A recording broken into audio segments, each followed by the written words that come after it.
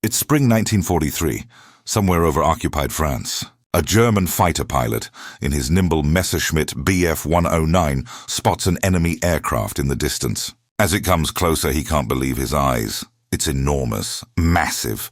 It looks like someone strapped wings to a water tower. The German pilot smirks into his oxygen mask. Dicke, he mutters. The fat one. The Americans have sent him a flying bathtub. This will be easy. He positions for attack, confident in his smaller, more maneuverable fighter. Then the American pilot turns toward him, and 8 Browning M2 machine guns open fire simultaneously. In the next 3 seconds, over 300 half-inch bullets tear through the air. The German's Messerschmitt disintegrates. Wings shred. The canopy explodes. The engine dies. He has just enough time to bail out before his aircraft becomes a fireball. As he floats down in his parachute, watching the enormous American fighter circle once before flying away, he realizes something. The joke was on him. This is the story of the P-47 Thunderbolt, the fighter that went from being mocked to becoming one of the most feared aircraft in World War II. The plane German pilots called the Fat One, until they stopped calling it anything and just ran. When the Republic P-47 Thunderbolt first arrived in Europe in early 1943, it looked absolutely wrong for a fighter aircraft. Fighter planes were supposed to be sleek, elegant, nimble, like the British Spitfire with its graceful elliptical wings, or the German Bf-109 with its angular efficiency. They were supposed to look fast even sitting on the ground. The P-47 looked like someone had designed a bomber and then changed their mind halfway through.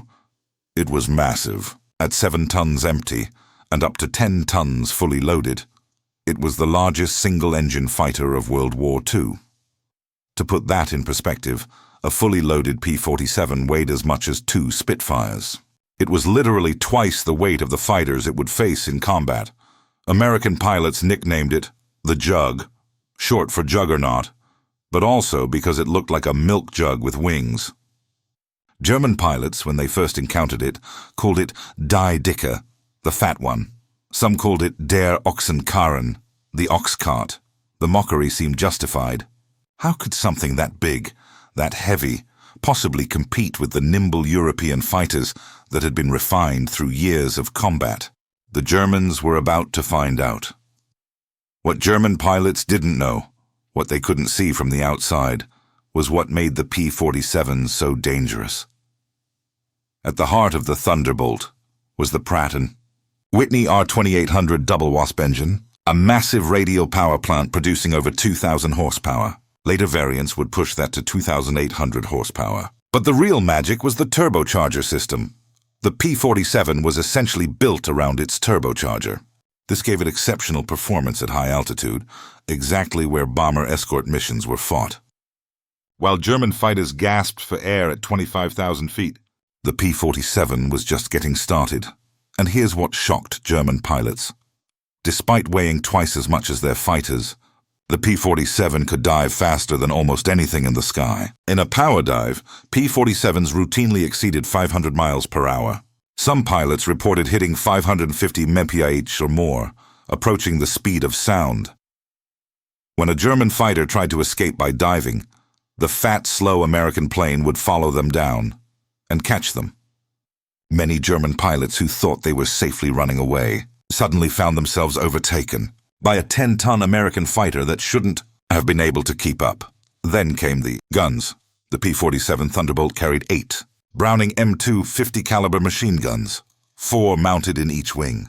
This was the heaviest standard armament of any single-engine fighter in the war. Each gun fired approximately 800 rounds per minute. Do the math. 8 guns times 800 rounds equals 6,400 bullets per minute. That's over 100 half-inch diameter bullets every single second. When a P-47 pilot squeezed the trigger, witnesses described it as 8 garden hoses of blade or a metal buzzsaw. The combined firepower was devastating. German pilots who survived encounters, and many didn't, reported, like being hit by a freight train, wings being severed, completely cockpits shredded in seconds, engines literally torn from their mounts, fuel tanks exploding instantly. One Luftwaffe pilot's report stated, engaged American Thunderbolt, Fired on him, observed hits. He turned toward me and returned fire. My aircraft was destroyed in approximately 3 seconds. I barely escaped. 3 seconds. That's all it took for 8 50 caliber machine guns to reduce a German fighter to scrap metal. But the guns were only part of the story. What made the P-47 truly terrifying was that it could take punishment as well as it could dish it out. The P-47 quickly earned a new nickname, the Flying Tank. It could absorb damage that would destroy any other fighter. The radial engine, sitting in front of the pilot like a shield, could take multiple hits and keep running. Cylinders could be shot away, and the remaining ones would carry the plane home. The armor plating protecting the pilot was the heaviest of any American fighter. The fuel tanks were self-sealing. Stories of P-47 durability became legendary. Robert S. Johnson, an American ace, had his P-47 hit by over 200 bullets and cannon shells in a single engagement. His canopy was shattered. His controls were damaged. He was wounded. The plane looked like Swiss cheese. It brought him home. Another P-47 returned to base with 3 feet of one wing missing, literally gone, shot away, and landed safely. One came back with a tree branch embedded in the wing after a low-level strafing run. The pilot hadn't even known he'd hit a tree. P-47s returned with hundreds of bullet holes, with engines barely running, with hydraulics failed, with half the tail shot off. And they kept flying. German pilots learned a bitter lesson. Even if you hit a Thunderbolt, it probably won't go down.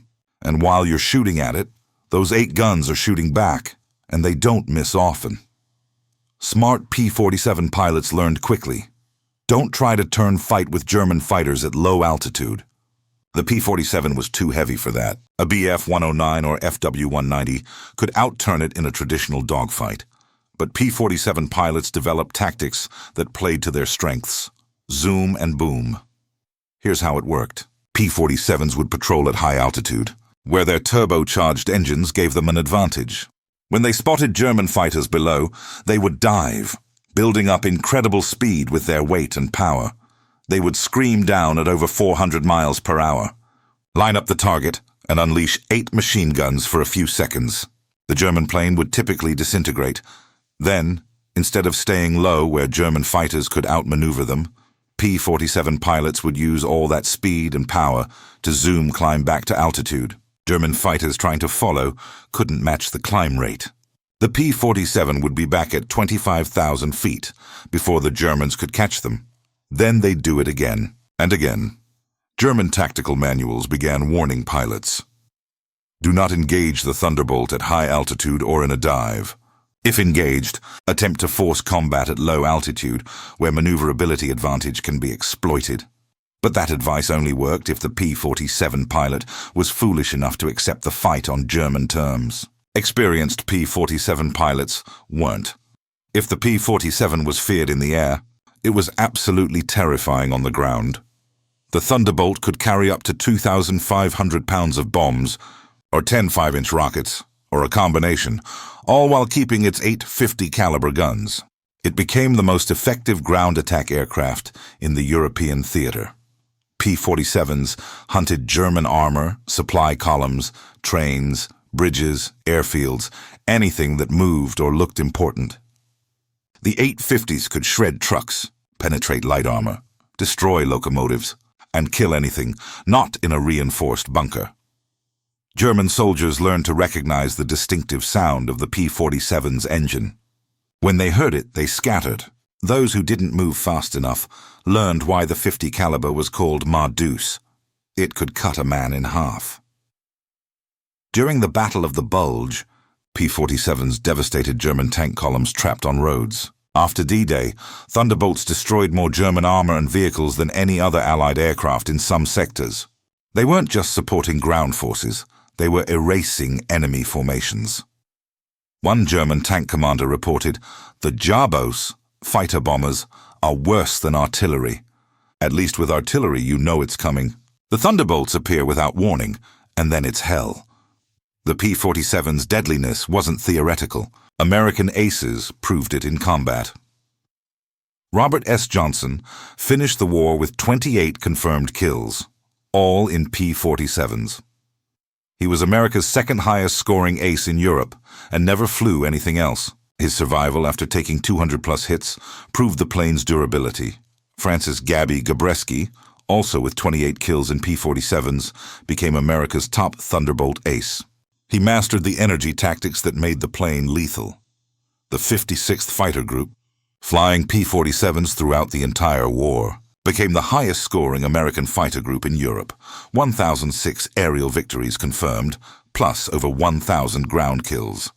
They never transitioned to P-51 Mustangs like other groups. They believed in the Thunderbolt that much. The numbers spoke for themselves. P-47s achieved approximately a 4.6 to 1 kill ratio in air combat. For every Thunderbolt lost, they shot down between 4 and 6 German aircraft. By 1944, German pilots weren't laughing anymore. Luftwaffe tactical manuals specifically warned about the P-47. Intelligence reports described it as extremely dangerous and not to be underestimated. German aces who had mocked die. Dicke in 1943 were telling rookies in 1944, when you see Thunderbolts, use caution. Better yet, avoid them if possible. Adolf Galland, one of Germany's top aces and a general in the Luftwaffe, said after the war, the P-47 was a formidable opponent. At altitude and in a dive, it was nearly unstoppable. That's high praise from an enemy who fought them. The ultimate proof, the P-47 was produced in greater numbers than any other American fighter, 15,786 aircraft. It served in every theater of World War II. It flew with multiple Allied air forces. Some countries kept flying P-47s into the 1950s. The plane that looked like a joke became one of the most successful fighters in history, the P-47. Thunderbolt's story teaches us something important. Don't judge by appearances, and never underestimate American engineering. The Germans laughed at the fat, ugly American fighter.